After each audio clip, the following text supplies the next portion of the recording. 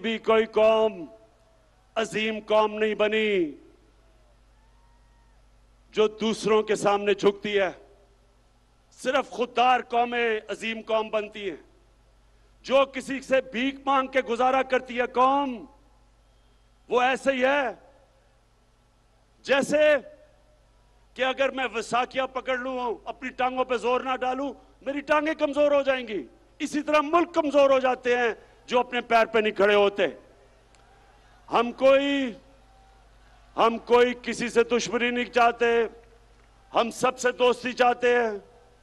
हमारी रूस से भी दोस्ती है, हमारी अमेरिका से भी दोस्ती है, हमारी चाइना से भी दोस्ती है, यूरोप से भी है। हम किसी कैंप में नहीं हैं, लेकिन क्योंकि हम न्यूट्रल हैं, इंशाल्लाह हम उन मुल्कों के साथ मिलकर एक दिन कोशिश करेंगे कि जो यूक्रेन में जंग है ये बंद हो। इससे बहुत दुनिया को नुकसान हो रहा है।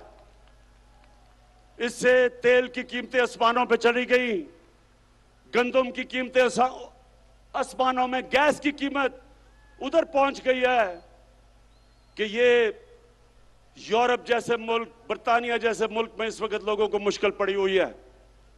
तो इसलिए हम जंग में किसी का साथ नहीं देंगे, अमन में सबका साथ देंगे।